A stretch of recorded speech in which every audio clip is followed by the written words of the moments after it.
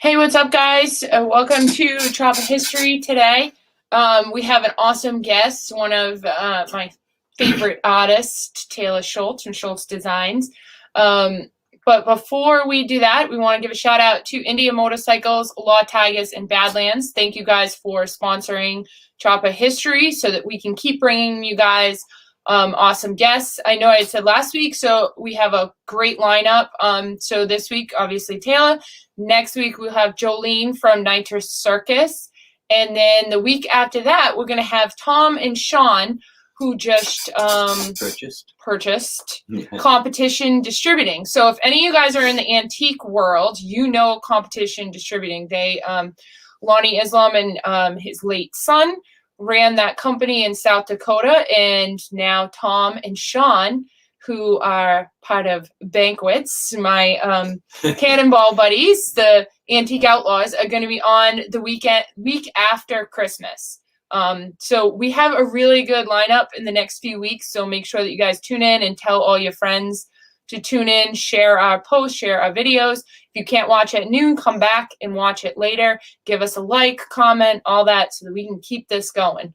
So is that what you call? Is that what you're calling yourself? Yeah, we're the Antique Outlaws. Antique Outlaws. Yeah. That's good.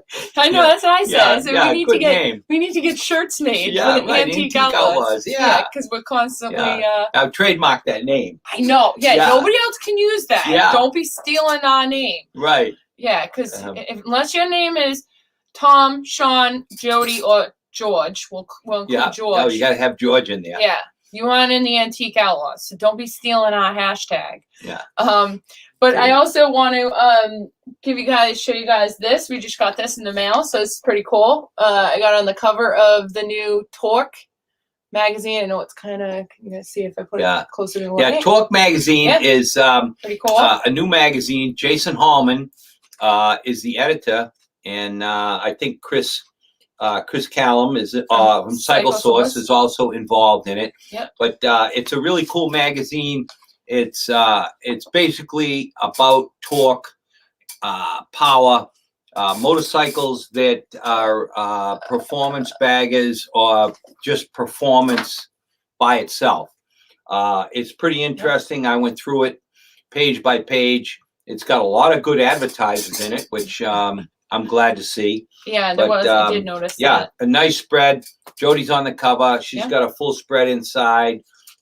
They covered Billy Lane's Sons of Speed race, which was awesome. They covered the shows in Sturgis this year. So it's a really nice all-around magazine. It should be on the newsstands. It should, I think, like now. Yeah, like it's now. Getting there. If you don't see it now, give it like a week. But you should be able to get it like in the grocery stores and Walmart. It should be available because there's like no nudity or anything in it. So they say and the new Easy Rider should be on the newsstands now too. We're anxious to see it. We've seen it digitally, but we haven't got our paper copy yet. Hopefully it'll be here today or very soon. But that will be, I think both these magazines you can buy in Walmarts. Yeah. So definitely go and support Torque magazine. Read my article. Pretty cool. I was psyched to be on the cover of, I believe that's the second issue. Yeah, it's the second issue. That's pretty cool. All right, so shout out to Torque magazine. And also, don't forget, guys, you have a little bit of time. I know I saw an email for free shipping. We have Perowitz Apparel at hotleathers.com. So last-minute Christmas gifts. Go buy a T-shirt or a sweatshirt. Who needs one? I mean, it's a cool gift, and you still support the motorcycle industry. So go buy hotleathers.com and search for the Perowitz Apparel, because they got a bunch of stuff over there. And also, don't forget to follow us on Instagram, Perowitz_CycleFab. Mine is Jody Perowitz. VP's is D Perowitz. Give us both a follow. We try to post on there as much as we can. What kind of stinks in my case is in the last 2 days, I've done 7 Yeti cups, but I cannot post any of them because they're Christmas gifts and I don't want the person receiving them to see them. As well as I finished a wicked cool helmet last week. Another one, not the blue one that I posted, but another one. Same thing. I can't post it because it's Christmas gift and we don't want the people to see it. But all right, let's, you got anything else to add quick or no? We'll get to Taylor. No, I think we're good for all right, right now. let's bring on Taylor Schultz. Hi, Taylor. Hey, Taylor. Hello. Good morning, or good afternoon over there, I guess. Yeah, it is kind of afternoon here. Depends on what time you get up. Yeah. How's it going there? It's good. My dogs are barking, of course, right after we get on. That's all right. That's what they do. They want to be on too. Yeah. How are you guys? Good, good. So tell us, give everybody a little background on yourself. I grew up working in a body shop here in the Bay Area in California. And then during high school, I got art scholarship to an art school in San Francisco. And then I did that for probably a year and a half while I was still working in a body shop, and hated it. so Hated the school aspect of it? I hated the teachers, most of it, but I had this thing going where I was, a lot of the students were from overseas. So I grew up working in a body shop and I knew how to paint. So we would have to paint models. We did automotive design, so we'd have to paint models. And I was a beginning student, but I knew how to paint. Yeah.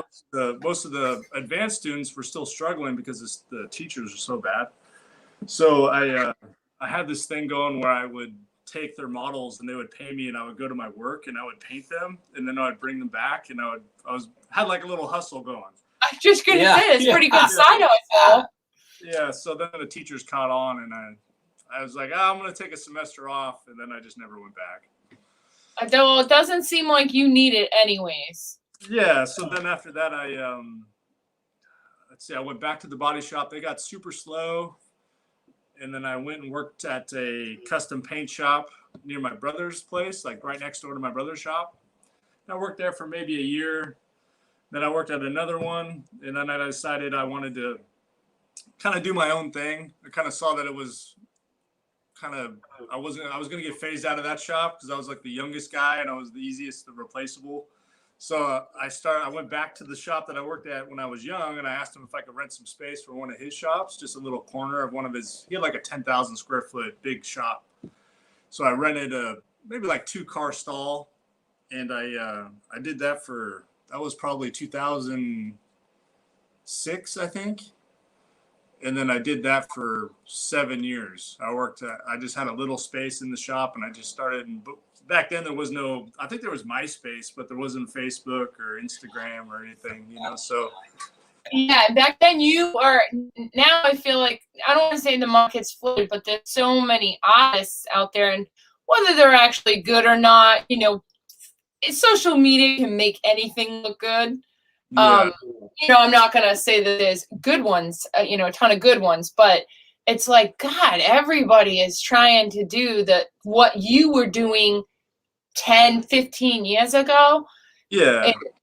And, I've seen your work obviously in person and know that the quality of your work is at the top of the line.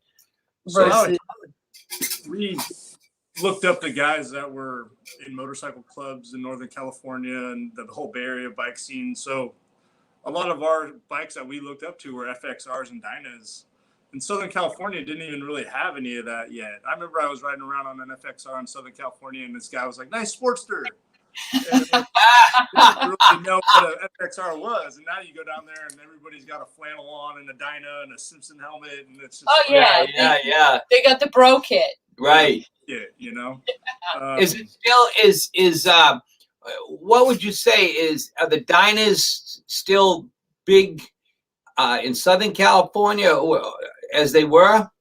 I think they are. I think the fact that Harley discontinued them really made it to where it kind of added more value to it. Yeah, I agree. So a lot of people are still in that. I mean, I don't know if you've noticed, like T-Sport parts and all that stuff, they're outrageous. And if you can find them, it's to find a factory like T-Sport tank or something like that, they're just so expensive now. And I think it kind of did, it like inflated it. So no, you're right. It did. It definitely did. So there's definitely diehards that are really into that scene still, and we still paint them all the time. I probably got 3 here right now, and so I don't see it ending anytime soon. And you know, the new bike thing is cool too, but I think you're always going to have those guys that are diehard FXR Dyna guys, you know? Yeah. Oh yeah, no question about it. I mean, the FXIs have come back so strong, you know, and I mean, we did so many FXIs back in the day in the 80s and 90s. I mean, we were pumping out FXIs one after the next. You know, if you took our whole group of here in this area, you know, 90% of us were riding FXIs. Yeah. And you know, I wonder where they all went, you know. But you know, they pop up every now and then. I come across one of my old FXIs, but I know there's still a lot of them just sitting somewhere. I know one of the last conversations I had with Arlen at his shop was he was telling me how they used to take like the FXRT fairings off and just throw them away. Oh yeah, absolutely. And he said he had a whole pile of them in his shop at one time, and I think somebody just came and got them. Imagine how much those would be worth now. Yeah, they're probably, you know, you could buy a house probably with all those. Yeah. Well, back in the early 90s, you know, FXIs were really hot up in the Bay Area. Yeah. And I was selling Allen a bunch of FX. I probably sold them 20 a year. Yeah. You know, I would find them out here. I'd call him. I'd say, this is what I got. He'd say, how much? I'd tell him, and he'd send me the money. And then when I got 2 or 3 of them together, 2 or 3, 4 at a time, I'd have them all shipped out there. And, you know, Allen was buying as many as I could come up with back then. I know. I feel like that was the biggest performing bike at that time. And I feel like now it's still like one of the best performing Harleys out there. Oh, yeah, absolutely. Yeah. Yeah, without a doubt. Speaking of FXIs, so you do a lot when you said the club guys with, not really club, but the unknown guys. Yeah. So another original. We grew up here in Sonoma County. So Nick and Buddy are like some of my really good friends. And actually Justin, who was one of the original owners, actually is my apprentice now. Cool.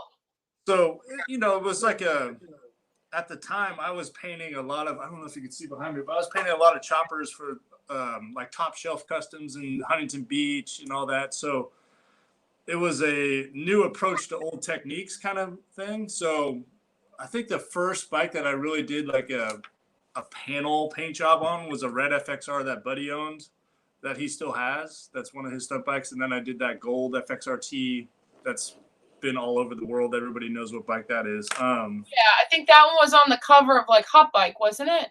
Yeah, it's been on the cover of Hot Bike a couple times. I'm looking at the magazine spread right now.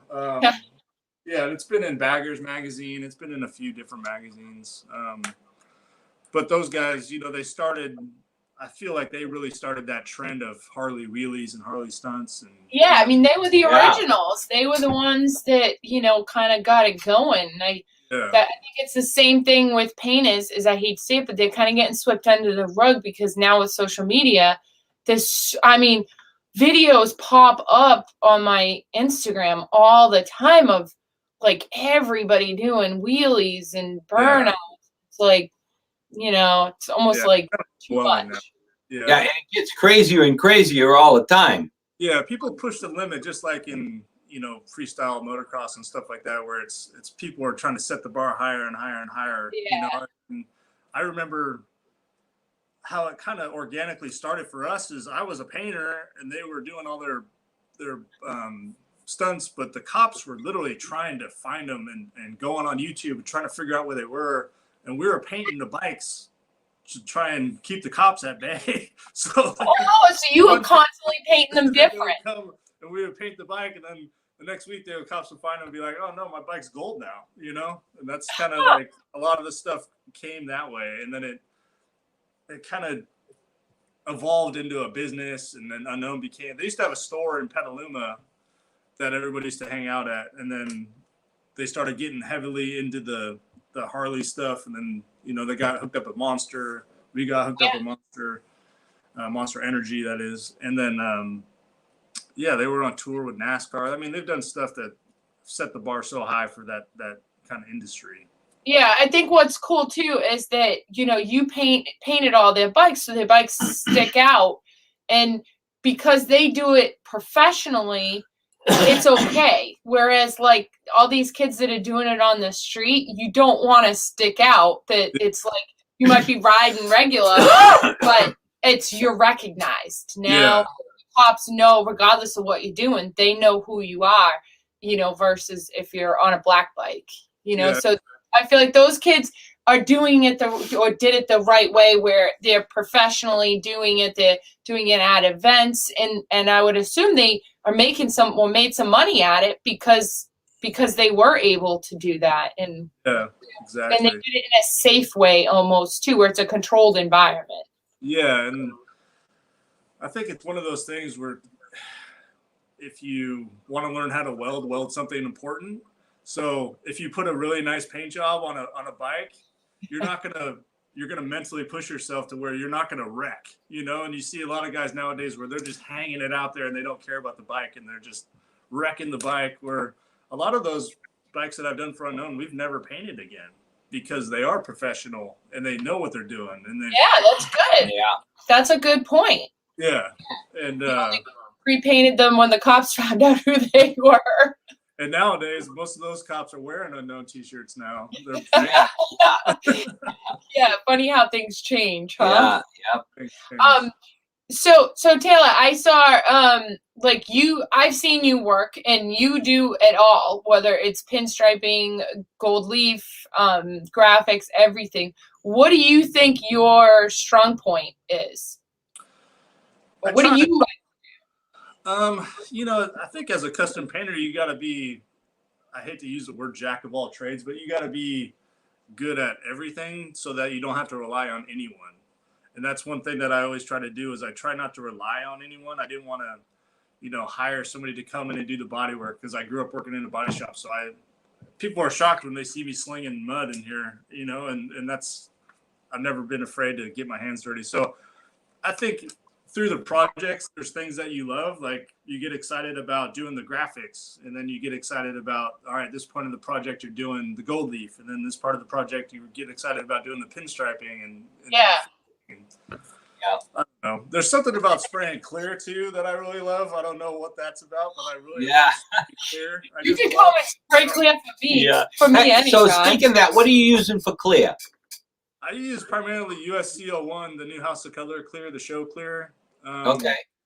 And then if I have to do something super fast, I use a USC clear that they make, which is the same company, but it's a super, like a hyper clear.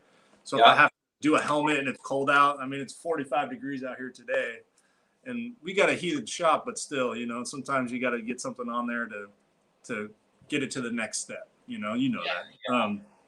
What about you guys? So you're using House of Color for the most part? Yeah, I try and use their stuff start to finish. I'm trying to get them to do a better polyester primer, just because I like burying my bodywork with the polyester primer. Yeah. Their KD 3000 primers are really awesome. You can mix them as a high build or a sealer, and they come in like I think 6 different colors or something. Yeah. I like that aspect of it, but primarily all House of Color stuff. We work a lot together. I've done a lot of stuff for them at SEMA and projects, and you know, I just taught a class in Phoenix where you used all their products.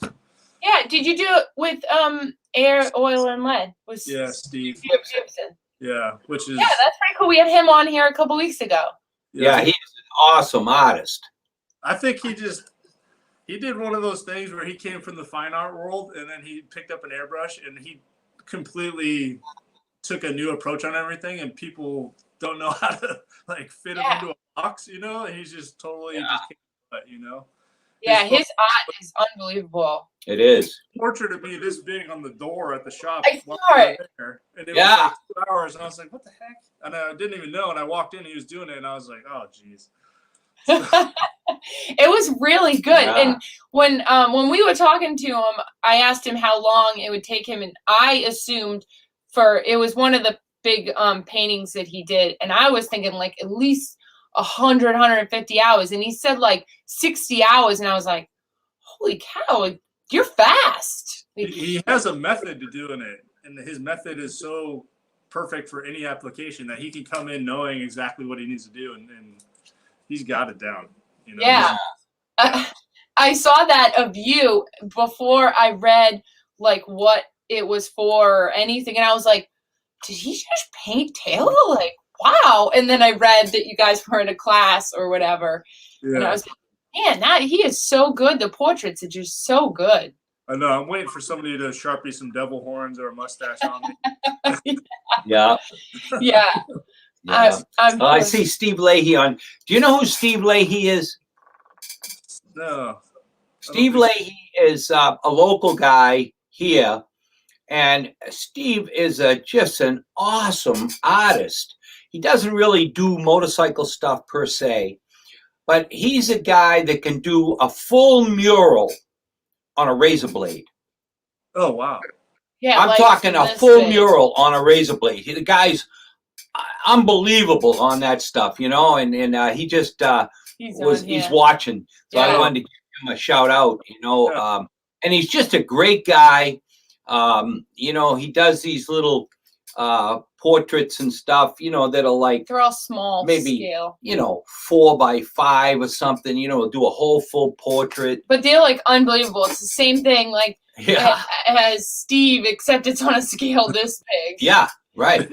Yeah, literally like tiny. He does all kinds of random like cool tiny stuff. Yeah. Which is 10 times harder. You think if something's bigger, you can get so much more detail. But it's this Yeah. big, you know. Yeah. It's cool because it's like that's his niche. You know, it's like when people have you know, a niche, something that they do.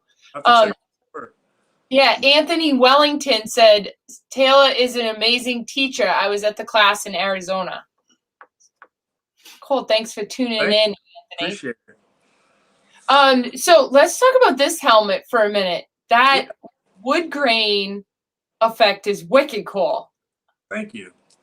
I've been trying to do like a different approach to wood grain rather than the traditional way of guys doing it with like the gels and the I don't even know what to call those brushes, but I've been using I've been cutting my own Mylar stencils and then like doing my own wood grain, and then I've been airbrushing, and then I come in and I freehand all the shadows and all that stuff, and I do all the like little nails to make it look like a wood floor. But I've been kind of OCD about trying to like create the perfect wood grain, and then I cut them out. There's no perfect. Every piece is different. Yeah, I did a bike, an FXR for Justin, my apprentice here, and we did a wood grain almost over the whole bike, and it's wood and purple.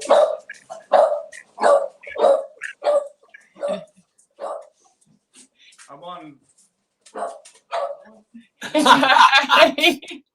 Yeah, go in the back. Take them with you as Justin shows up. Oh, you don't want to put your dogs on? Don't you have Frenchies? Yeah, You wanted to. two. That's what I thought. Frenchies, right? Yeah, I got two of them, so they're a handful. One of them, actually, I took them out to Arizona with me. Oh, that's cool. Yeah, it was pretty fun. It's good when you can take your dogs to work. Yeah, here's one right here. Oh, hi, doggy. What's that one's name? Look at the Ruka. Look at that. Aww. I wish I could pat him. You take him in the back. Can you close that door, Justin? So are you pretty backed up on paintwork? Yeah. It's been a good, I don't know. Things before coronavirus, I could walk around my shop and there wasn't one paint job from this area. And then once Corona hit, or COVID, whatever you want to call it, they like switched where everybody local started bringing me stuff. And then everybody that was, in a different country or across the country or whatever, they were like almost too afraid to send stuff through the mail at that time. Yeah, that's a little, I guess. So now it's, we're doing a lot more stuff. It kind of opened up. I just did a bike. I think that blue Softail that you have with the extended rear fender. Yeah. That's a cool bike. Yeah, it was up in Canada, which was pretty fun. It was a super nice bike and super cool. Yeah, that is a really cool. So that went to Canada? Yeah, I went up to Canada. And then I think this is the, hold on, it's uploading as we speak, that to see it in a little more details. Is the air dam. Oh yeah. Yeah. Boy, you got that turned gold leaf pretty good. You got that down pat. Yeah. I keep trying to do that, and I'm not perfecting it yet. Well, a lot of the stuff now is imitation leaf. You know, a lot of these guys that are doing lowriders, and I think they're, you know, that new technique is turning it with like a piece of Trizac on a dowel or something, which is that new technique that everybody's doing, which is fun because it's a lot easier for somebody that's learning. And it kind of came from that lowrider field where everybody was getting away from all the real leaf, because if you're doing a lowrider, you're spending so much money on leaf. I was just gonna say that's got to be costly. Yeah, so these guys kind of developed this style of doing it with the Trizac, which is cool. It's fun. It's just a different way of doing it, you know. Yeah. So we still do both. Some people are diehard, I want real gold leaf, and some people they want that look of like a spun silver leaf kind of roll of dimes. That's you. Yeah.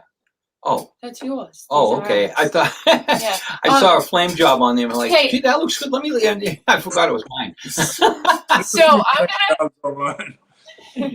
so wait, I'm gonna play this video for these guys. All right, hold on. Yo, bro, do you know that song that goes like, I see the crystal raindrops fall, and the beauty of it all is when the sun comes shining through. To make those rainbows in my mind when I think of you sometime, and I want to spend some time with you, just the two of us. That is so funny. Justin George does the best videos. So tell me about your relationship with him, which I know you know who he is. He's a big kid, and he rides a road glide, and he's kind of always around the Nesses. Yeah. He came on the ride to California with us. Okay. And he's a photographer. He's in Sturgis. Like, you'd know him if you saw him, but he's a riot. He comes, I rode from San Francisco to Sturgis with all those guys, and he just comes up out of nowhere. He's hanging off the side of his bike with his camera, like, or dancing. Like, he's funny. He's a riot. So with the Unknown guys, they got hooked up with a promoter that did music. So he was a big music promoter. He did these huge festivals, and Unknown got hooked up doing a tour with them. And so we met all these people that were in the music industry. So Justin, believe it or not, when he was super, super young, like 16, became a music photographer. He would go to like Lollapalooza and Warped Tour and all these things as a kid. And he was such a good photographer so young that he was doing all this stuff. And he got hired on by the same company that the promoter owned. So now he got thrown in the mix of filming us doing the motorcycle stuff. And he fell in love with motorcycles. And now he does all the social media for Arlen Ness. He's shot for everybody from Bell to Simpson to, you know, he does all the photos and stuff for Unknown. I think he's like the in-house Unknown Industries photographer, which is, you know, a couple cities south of me here. And yeah, he was here yesterday. He just does really good. He just understands social media and how it works, and that's what he does. He does a good job of it, and he takes really cool, candid, like, pictures. Like, and I like candid stuff, but he does good, like, setting up photographs too. Which it's hard because most photographers that are taking photos of paint, like if they're to take a photo of this, or like it wouldn't even look like how it is. It's hard to capture a lot of the colors in photos, you know? Oh yeah, for sure. We try it all the time. Yeah, and he's got a technique and a style that he can capture it better than anybody that I've ever met, you know? Like, did he take this one? Yeah, I believe so. That's a cool picture, and like you can see the different shades of blue and the different techniques that it's got. Did he take this one? Tim Sutton. That's a House of Color took that. So they're photographer. They're in-house photographer. That's John Jackson. Was that a John Jackson picture? No. Tim Sutton. PPG. Yeah, but he takes some cool pictures, and he's a funny guy. Yeah, he's one of my good friends. He lived with me actually for probably 4 years. So we lived together at my house in Petaluma. Yeah, so we got some good stories. Yeah, I bet. Yeah, and I think like with paintwork, it's so like pictures is so key, you know, that and then like I hate to be like a snob or anything, but I constantly want the newest iPhone, but Yep. it's for pictures because like the pictures don't, Is. you know, you need to where people can't see it in person. I want my pictures to be unfiltered, unedited, to see the actual work. Yeah. And I think Most of his stuff, like this is his did a how-to step for Airbrush Action magazine when they're, and that's all his photos too. So it's cool. Yeah, but he's taken most of the photos for all the magazines that I've been in. Yeah, that's cool. Yeah. What's that helmet that you have in the background? Behind So this is I don't even know, it's reverse. it is reverse. This is a helmet I designed for Icon. So I painted one, and then they put it into production, and it comes in 2 different colorways. It's actually available now. If I can get it off of here. It's kind of a weird visor, but Oh yeah, that is kind of funky. but it's a cool helmet. So they captured it. They did like a wrap. So all That's this. cool. So I painted one shell, then they put it in production. When you I notice you paint a lot of helmets. Do you take them apart or do you tape them off? Depends on the helmet. If it's a helmet that you can easily take apart, I kind of learned the hard way one time because I had a customer that wrecked and tried to say that his helmet was faulty because I took the helmet apart. Oh, And- Wow. And in court, we claimed that it was not my fault that one of those things where people are just trying to get money. Yeah. He tried to say that I took the helmet apart and it was faulty, and it saved his life, but it was nothing I did. So I try and stick away from taking the helmets completely apart. Yeah. I try and take them apart as much as I can without compromising the safety of the helmet. Yeah, I agree. And I know I'm sure you found out too, that there's some helmets that like I don't want to paint because you can only tape them off so much. And then there's always lines and, it's like even the visors, being able to take off the visors and the mounting things. And then that rubber thing on the bottom. I'm like, I spend more time taping these off than I would painting it. Like, cutting it. A lot of the helmets nowadays, unfortunately, are made overseas, so you can't like take the rubber off. It's like a one-time thing, so it's kind of hard to. Now it's like even on like this helmet I'm working on now, like I tape the bottom off, and I'll come back after I'm unmasked, like in between clear coat sessions, and I'll kind of put the tape farther down, and then when I'm done, I'll take like a trim black and I'll stripe that. Okay. You can really see it, so it blends in with the rubber. Do you untape, like, will you untape that bottom in between coats and then retape it? Or do you just leave it on for the whole time? It depends. So if it's like a real heavy flaked helmet, I'll try and unmask it so it doesn't build a huge edge, and then I'll step the tape down and try and let like a little bit of the tape go so I can fill that in with clear. This is a pretty cool helmet too. This is one that I did for Bell. This is another one I designed that we did. Oh, that's cool. That has my logo on it. We sold these mostly in Europe, but it's kind of like a European helmet. But I designed the whole inside, so it's kind of like a retro style helmet.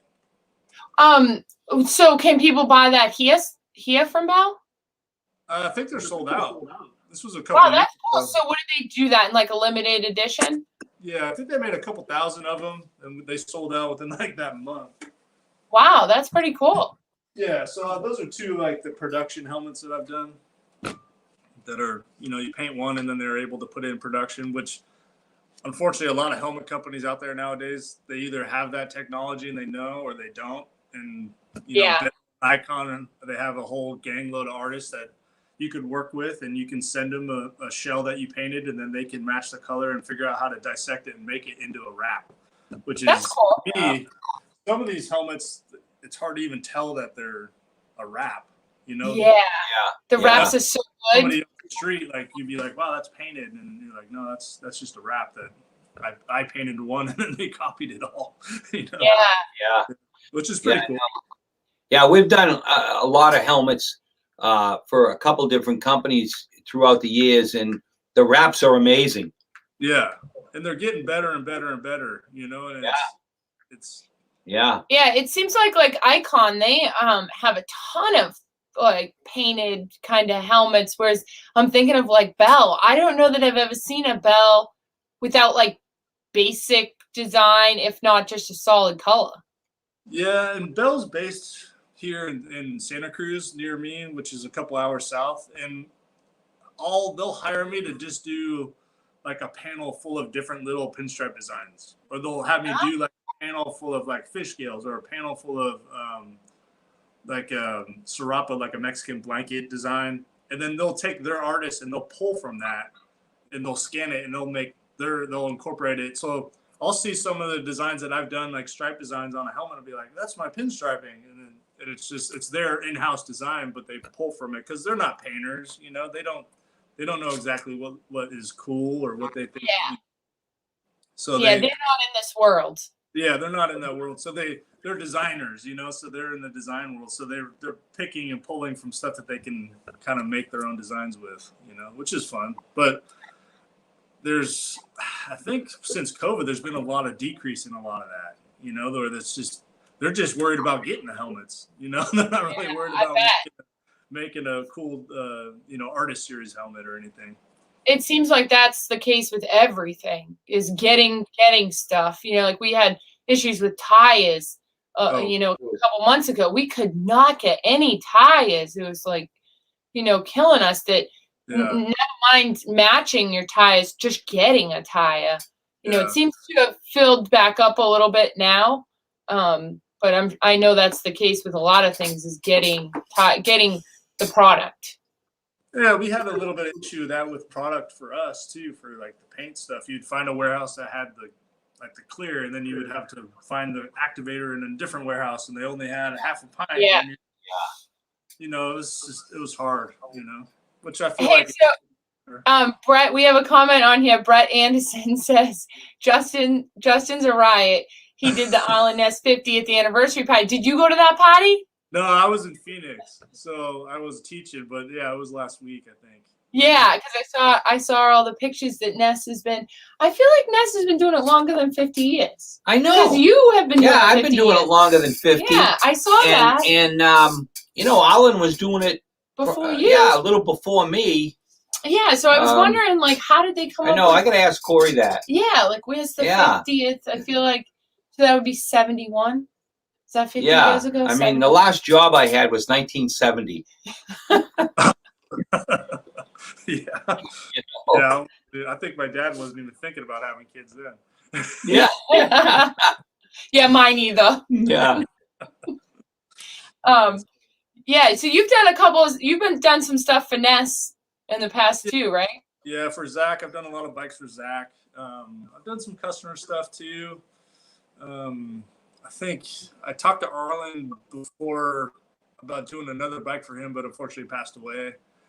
And then I've done a bike for Corey, or a couple bikes for Corey, I think. I don't know. Everything kind of mushes together sometimes. So it's hard. Yeah.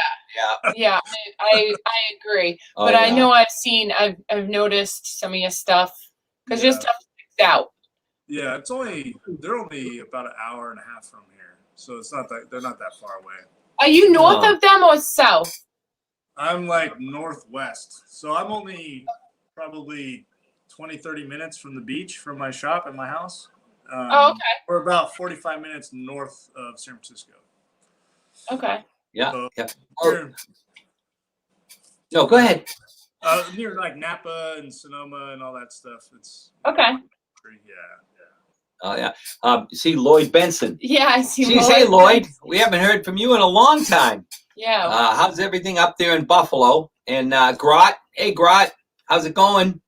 And then Pedro the Engraver, so he's back on. Thanks for tuning in again. He says, my first time having my engraving in a magazine was Fishtails. Fishtails. They're like I think they just show in Long Beach, Fishtails magazine or something. Yeah. Oh, okay. Yeah. Unfortunately, the photographer wasn't good at showing my work. The camera and clarity is very important. Yeah, that's what we mean by Justin. Yeah, He's yeah. definitely, he gets it on point. Yeah. And you know, it's just like with paint, where if you make something look easy, it looks like fluid. And he's just one of those guys where, you know, he's a bigger guy and he just makes it look so easy. He makes riding a motorcycle look easy because he's a big guy. So no matter what, the bike looks small, and he's just, you know, He's not the guy. no, not JJ, but along the same lines. Oh, Do you okay. ever know JJ? No. He's from originally out there, and he moved to Japan, and he comes back and forth, and he takes awesome photography too. And I swear they could be like brothers, and they're both a riot. Same idea. His I forget what his actual real name is. I think it's like Jamie Jones or something like that. But they could legit be brothers. So do you have any projects that you're working on that you can tell us about? I'm doing an all carbon fiber road glide. So every piece of it is all carbon fiber. And I'm just about done with it. I did some wheels for it not too long ago. I don't know if you saw those. That were some BST carbon wheels that I candied over and did some gold leaf on. Yeah, I did. Those were really cool. Yeah. Did you candy over the carbon on all the pieces? Yes. So some of them have just base and different designs in them, and then a lot of sections are candy pagan gold over the carbon. Oh yeah. Yeah. So it looks pretty cool. I love candy over carbon. It just looks like it's a mile deep. Oh, I know. Yeah, it does. It gives it depth. Yeah. Before now they offer the colored. Brock has the colored wheels anyway. Yeah. But before he offered that, we painted a few sets. Yeah, they're pretty. With the candy over them. Yeah. Did they use Hoffman's carbon fiber? Do you know? Used DFG or DTF, I think. I think it's DTF carbon. It's like some, I don't know. It was expensive. I know that. But yeah, really nice parts. They weren't like pitted, and you know the mesh was really nice on all of them. So it was cool to work with them, and they're just super light, you know. So, yeah, I didn't know that anybody was making a fairing. Yeah, they make the fairing. They don't make the inner fairing. There's another company, I think Hoffman. They make the tank covers, I think is what it is. Yeah. But every single piece, the bags, lids, side covers, fenders, outer fairing, and a bunch of the smaller parts were all carbon fiber. Does he have a carbon tank too? No carbon tank. They do the covers. Well, I know, but is he doing the covers or is he leaving the tank? He's leaving it metal. Yeah, he's leaving it not. Man, that's going to be kind of odd. You're going to have to make up for it. Yeah, it'll be all right. I got it covered. Yeah. I bet. I don't try and use the hydrographic that people use sometimes to try and fake it in. I kind of use my own technique that makes it look like it's real carbon. So. Oh yeah. That's cool. Yeah. Good. Well, we'll look forward to seeing that. Yeah. How are you guys? You guys staying busy over there? Oh, yeah. We got a lot of paint work and stuff. It's a lot of projects, a lot of projects for the winter.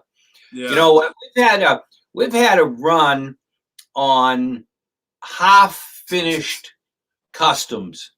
The guy started 5 or 10 years ago, brought it to a shop. It sat there for a few years, brought it to another shop, and then it ends up here, and we got to finish it. We've got a few of those, which, are not bad. But we kind of can choose. Yeah, that can be challenging too, because you got to almost like work in reverse at first to fix a lot of stuff that maybe somebody did, and then you got to figure out. Yeah. And it can be a challenge. And like the pots or the components that they have are way outdated or the wrong stuff because the previous builder told them, put them in the wrong direction.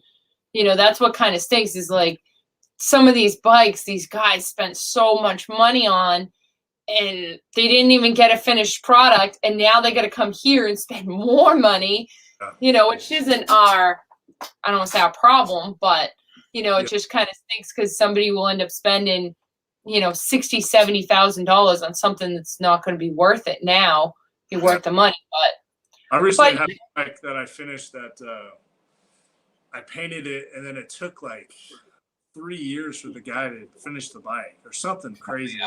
And the owner was so upset with the builder that he sold the bike right after it's finished. He just was like, I'm done. Like, I want to get out of it, and I can't even look at it because he was so, you know, a lot of people blame the painter on, oh, the bike's taking so long, it's at the painters, you know. But this particular case, it was he took forever, and the guy was so upset. I felt so bad for the guy.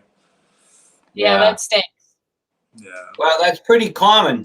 Yeah, it's unfortunate. Know, I mean, it is. Yeah. So is it snowing there? What was that? Is it snowing out there? No, it's actually 60 degrees here today. What? Well, it's going to be 65 today. Yeah, I mean, 65 today, but 30 tomorrow. Yeah, it's And like snow 40 Saturday. degrees. Man. yeah, like it's 58 here right now. So I mean that's warm. This is really warm for us. But Crazy. like I said, tomorrow it'll be cold again. And where are you guys located? You guys are how far out of Boston, right? Somewhere up there? Yeah. We're 40 miles south of Boston. 40 miles We're south. right between Boston and Providence, Rhode Island. So we're right in the middle. Gotcha. Nice. I'll have to come out there. Yeah. It's not in the winter though. But you have winters, so you know about winter. Yeah, but they don't have winters like we do. Well, no, but We don't have snow or nothing. It's been raining pretty hard here. It was You probably don't even own a snow shovel though, huh? No. I didn't think about that. A snow blower. Nothing. I've never shoveled snow in my life. Yeah. Really? Man, I feel bad for you. You should come out here when we get a snowstorm. Yeah, I'll come out and work out in the snow. Yeah. Yeah. Yeah, you put on all these layers and bulk up, you know, like Christmas Story where you can't move. Start peeling them off when you get warm. Yeah, and then you start sweating like crazy shoveling snow.